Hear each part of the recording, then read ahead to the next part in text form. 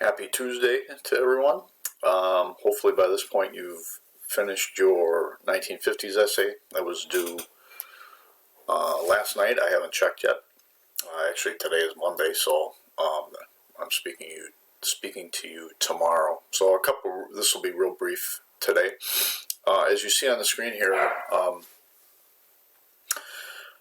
from Period 8, this is from the AP review site. I stole it from them, but I thought it was pretty good. And these are six big things, six big takeaways from the Period 8. And a couple of these we've talked about, and a couple of these we will be talking about throughout this week and then early next week.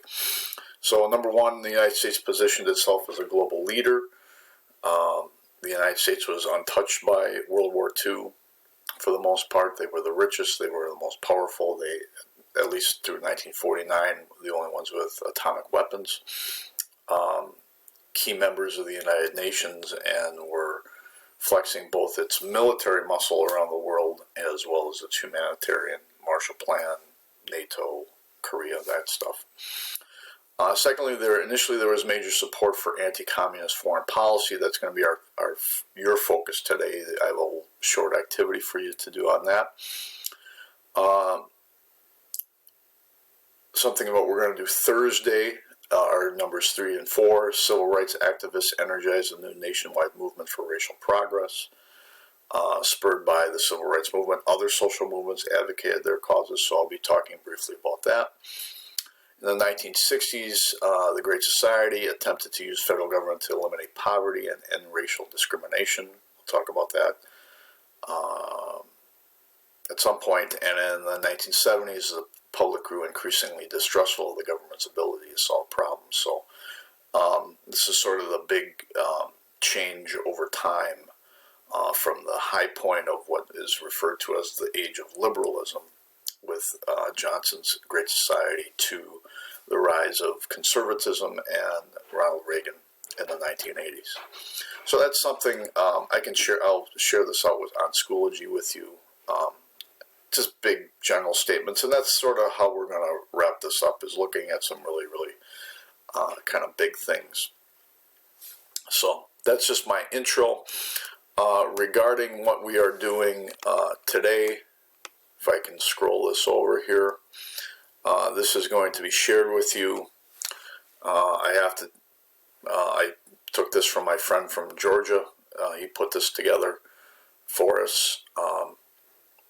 So, using your book and the video links to answer the following questions. I'm really not concerned about you actually writing the responses to these questions. It's more of a guide. He does a little bit differently, but there's a couple, basically, these are terms that you kind of need to know. There's a couple video clips in here. And the real focus of this really is sort of this video and Joseph McCarthy. So the video that I put in here was actually done by students, I don't know where, but it was for like a National History Day project from a few years ago, and I thought it was pretty good. It sort of rips off the movie, oh shoot, I can't even think of the movie, but it rips off of, a little bit of a movie on Edward R. Murrow and McCarthyism, but it's still pretty good. So what I really want you to focus on is this last question. This is what I'm going to ask you to turn it in, to submit to turn it in by Friday. Discuss a similarity and a difference between the Red Scare after World War I and the Red Scare after World War II. What examples would be best to use in a possible response?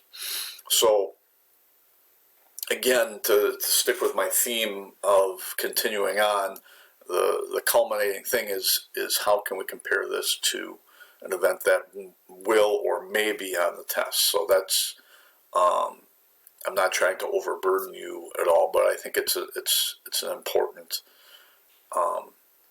skill, and it's important information, especially the concept of McCarthyism. That's something that we all should have a pretty good understanding of. So again, after you go through this activity, You should have a general idea of the story of Joseph McCarthy. You should have a general understanding of Alger Hiss and the Rosenbergs, what HUAC was, what the loyalty program was, and what this, this sort of the Red Menace, that kind of thing, gives a sense of the second Red Scare. And then you're just basically comparing the Red Scare of 1919, 1920 to the ones of the 1950s. So that's that sort of lesson.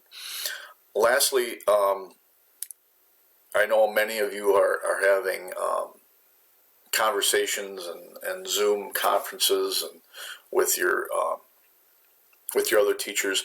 I established sometimes, because they asked us to do this, between 10:30 and 11:30, and I just put it on daily. Now, I'm not planning on doing any of that this week. The conferences are more designed for when we begin reviewing.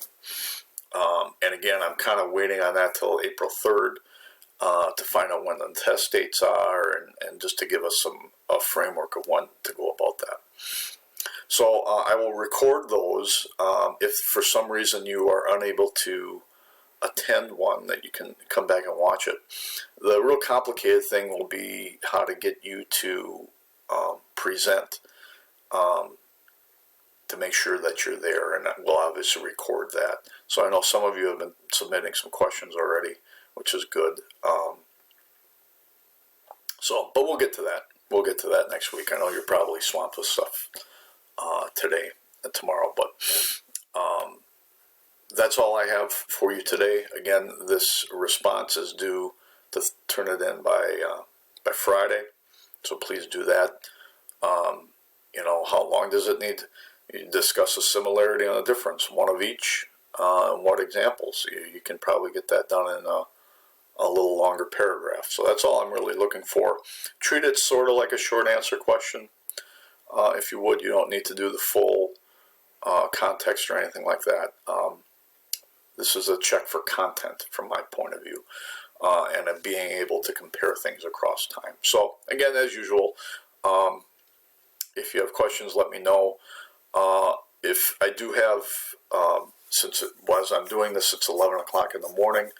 If you have questions, I have my Google Meet up, and all you have to do is ring me, and I can respond to that if you need to meet face to face.